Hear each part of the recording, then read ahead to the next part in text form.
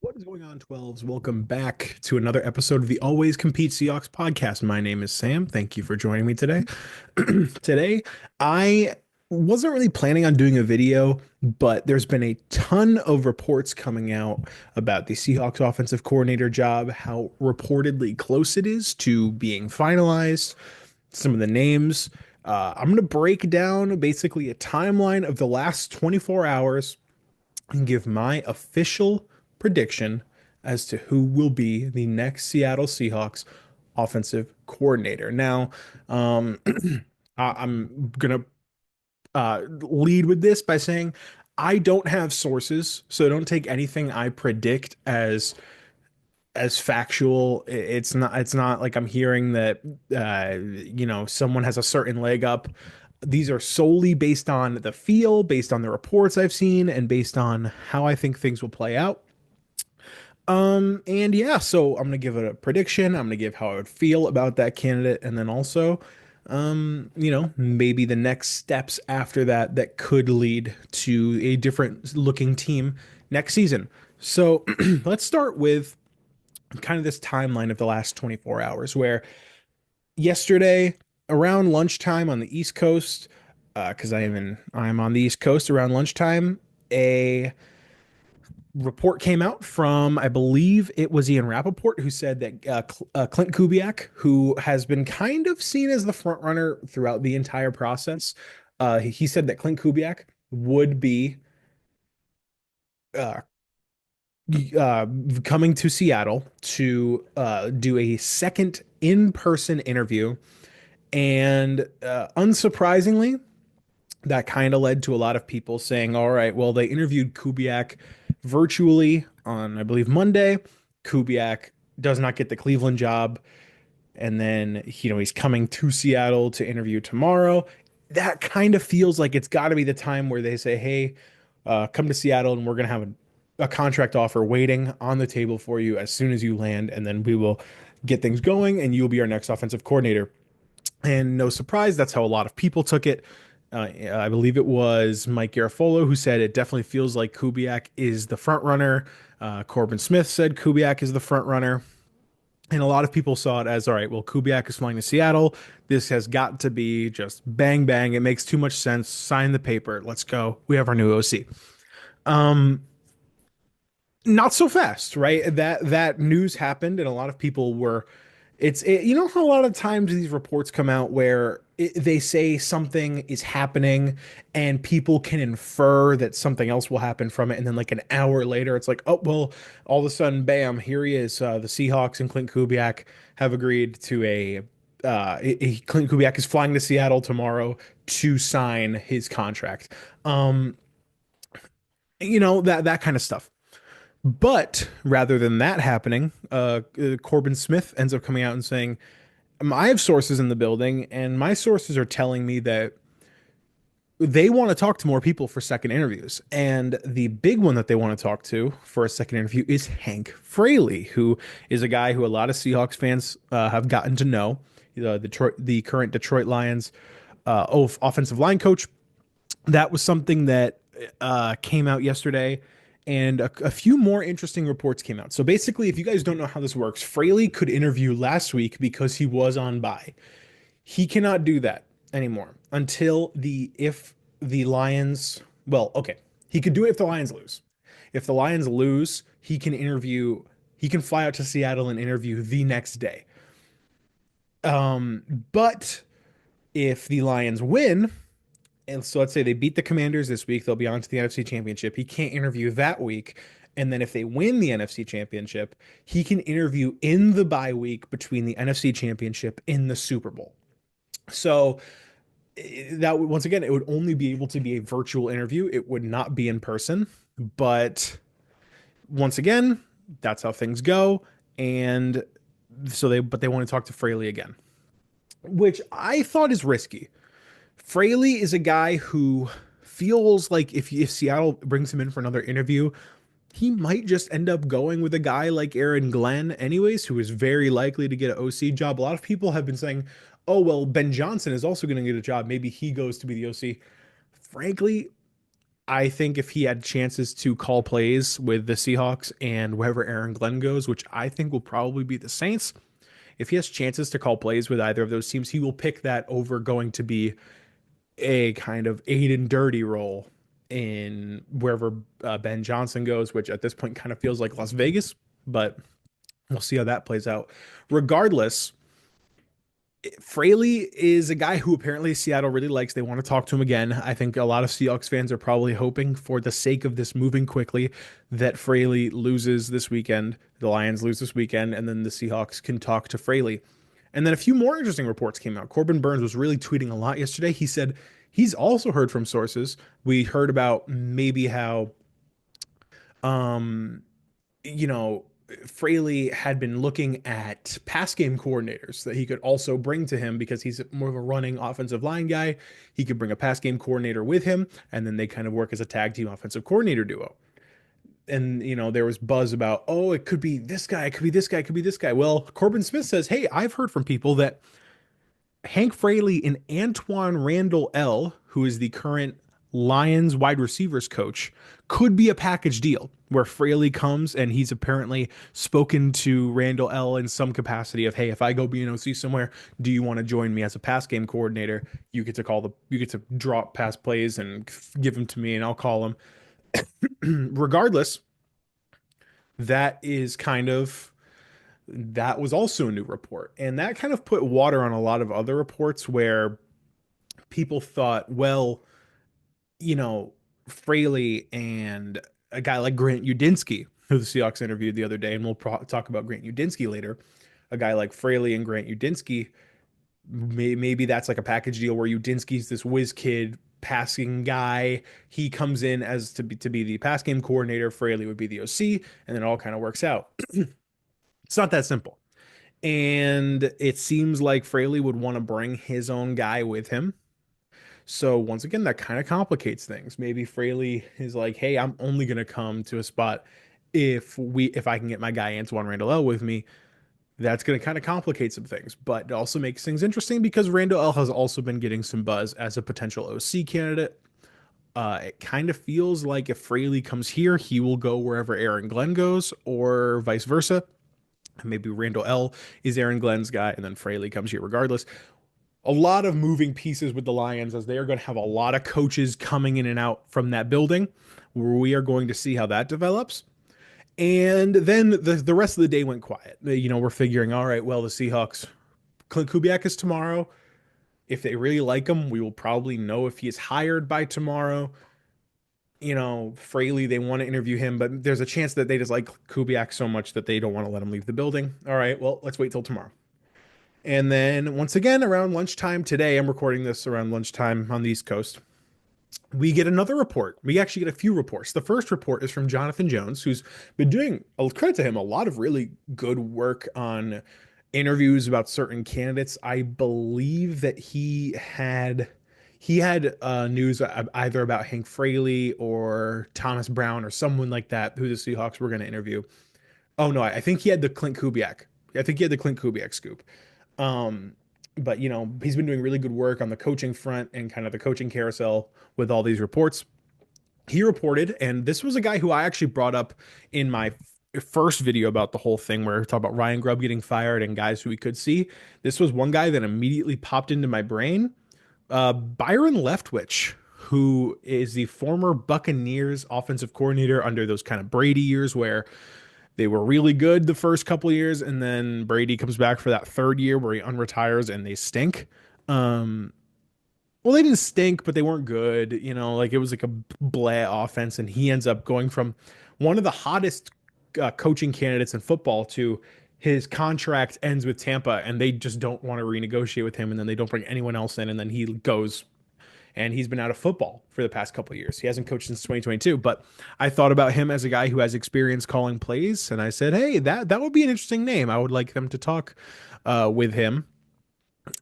And then, so I was like, all right, that's interesting. Whatever. It's a report that, I mean, I hate to say this, but a lot of the times when they're talking to these candidates that seem a little bit more out of left field, like the Thomas Browns and the Byron Leftwiches. They are doing it to meet a Rooney Rule quota, which I think is kind of bullshit. But regardless, that's kind of how the game works. Um, you know, uh, I don't think we should be interviewing these guys to get to a quota. I think you should be interviewing them if you really like them. And there are a lot of legitimately good minority offensive coaches out there. Antoine Randall, for instance, is a guy who's been getting a lot of buzz. And I liked Leftwich anyways, but I do think that it's kind of just like, hey, let's get these interviews out of the way to meet the quota. For instance, that's what the Patriots did, where straight up in one tweet they announced two black head coaching candidates who they interviewed, and both were not currently in the league. Sorry, both were not currently in the league because they just wanted to interview them really quickly, get them out of the way, and just go hire Mike Vrabel. Um, but yeah, that's kind of how the game works. So frankly, I am not putting a lot of stock in that Leftwich interview. If anything, he could come here to be an assistant. I would frankly be surprised though if he is the offensive coordinator pick. Now, regardless, uh, what I see with um, like all of these reports are that the Seahawks are now past that Rooney Rule quota. I don't think they're going to hire Thomas Brown or Byron Leftwich, and there are probably other candidates that we've heard of. For instance, they may have interviewed Antoine Randall already just to get to know him, and then they can bring him in as a pass game coordinator if they want to. And so that report came out, and I was like, all right, whatever. It's an interesting report. Cool. Just Leftwich is a name. He's a fun name, and I thought he was a good name to interview because he has that experience. And then I just kind of went on with my day. I started making lunch, and then I go back and look at my phone, and Mike Garafolo is tweeting Grant Udinsky, who was a guy who he really came out of left field as an interview. He is a name that, not many people recognize, and they found out that he's only 28 and he's kind of seen as this whiz kid, Sean McVay type backstory where it's like, oh, this guy's young, but he's a football know-it-all and he's just crazy and he can memorize these plays like this. Frankly, I thought he was an interview to be a potential assistant, not really to be an offensive coordinator, but reports are from Mike Garafolo, he has moved past the first wave and he is in Seattle today to interview for the offensive coordinator job. So that makes him and Clint Kubiak as the two people we know are in Seattle today interviewing for that job. Now, is there other names? Are there other names out there who could potentially be on the radar? Yes, but frankly, if they're in Seattle, I would be surprised if those names have not come out already. I would be very surprised. I think, frankly, the three names that we've heard of, Kubiak, Fraley, and Udinsky, I think those are probably the three finalists for this job.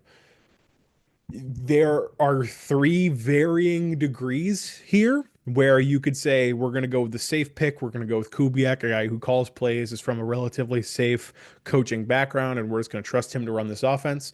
There is the Hank Fraley pick where it's like, oh, well, it's a guy who's been around the league for a while and he's experienced and he's from this Lions core and he's going to bring a lot of good names over and that's going to be a good fit, but he's never called plays. So that's like the middle risk.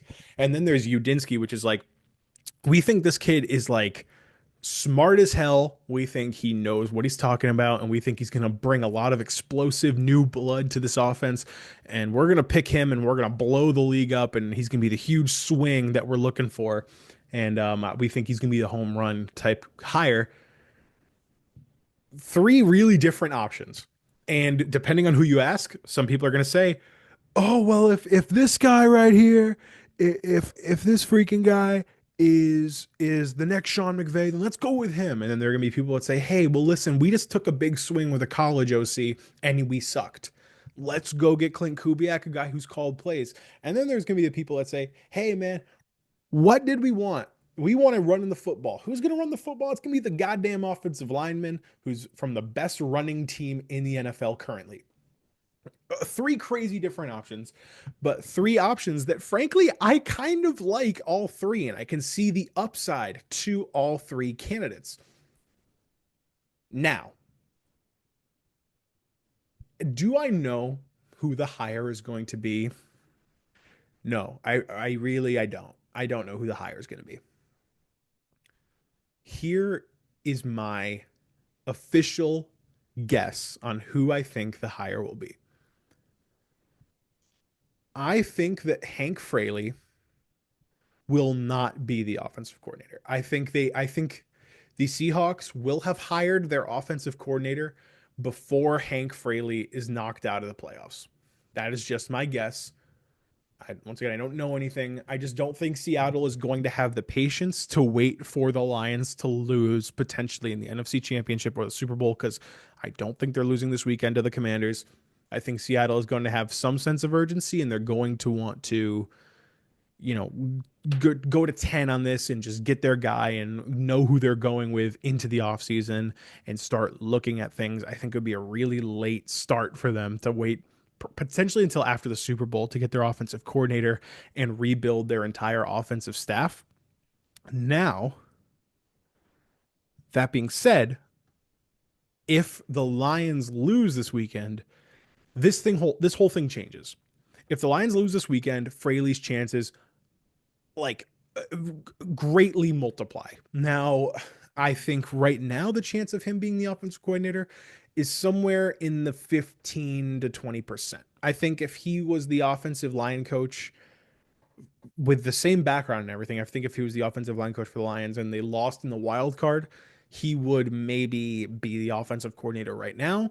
But I think timing is everything. I think Seattle's going to say, like, man, we can't wait much longer. The Senior Bowl is going to be coming up soon. Like, we got to get guys out and we got to start scouting people. If we don't know who our offensive staff is going to be, that's going to be really hard to do. Okay. Fraley is not the guy. Now, who is it going to be? And in my opinion, I think I'm going to go with the boring answer. I would be pretty surprised if it's not Clint Kubiak. I think Clint Kubiak has called plays before. He calls an offense very similar to the Ravens, which Mike McDonald obviously knows very deeply. But there's an interesting loop here with Udinski because Udinski is a guy who who is in Minnesota. Kubiak worked closely, uh, worked with Kevin O'Connell in Minnesota, and then you have Udinski. There is a common connection there. They both link back to Kevin O'Connell. I think Kubiak has probably talked to Kevin O'Connell, and Kevin O'Connell, he's been like, "Hey, if I get hired in Seattle, is this guy who like a real deal candidate?" And I think Kevin O'Connell's probably been like, "Yo, this guy is smart as hell." If you want me to be honest, I think the outcome of this is going to be Clint Kubiak is going to become the offensive coordinator. And I think Grant Udinski is going to take some sort of pass game coordinator slash quarterbacks coach type of job.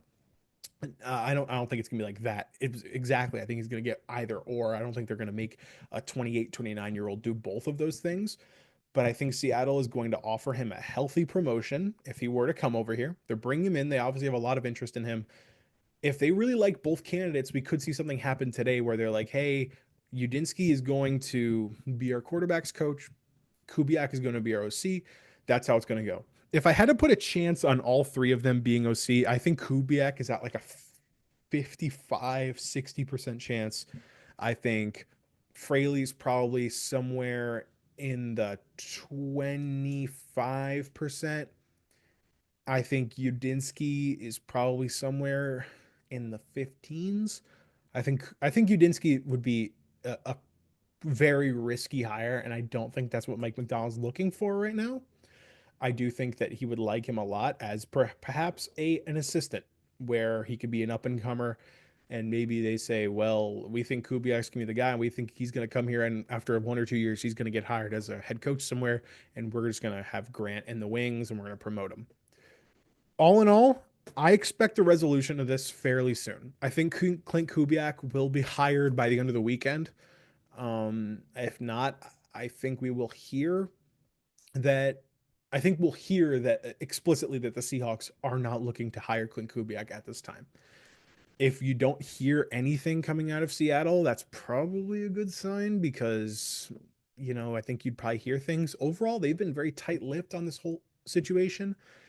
And yeah, so that is my outlook on it, how I feel about it, and where I think this is going to head. And I think we are probably going to see a lot of overhauling of the entire offensive staff once it happens. And I will obviously cover that for you guys as well. So comment down below, who do you guys want to see of the three likely finalists? Hank Fraley, Clint Kubiak, or Grant Udinski? Who do you think is the best option and why?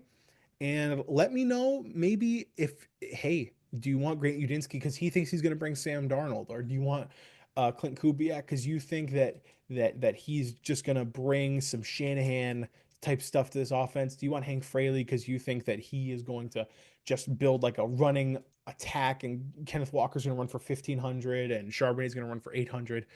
Let me know in the comments below what you guys think. And obviously, once the news breaks, I will have a video for you guys as soon as possible. I want to thank you guys for watching. I hope you enjoy your day, and I hope that if you like, please subscribe, like the video, press notifications, and always comment if you have anything you want to say. I always respond to comments. I love reading your guys' comments. So, anyways, thank you for watching. I hope you enjoy your day. Peace out.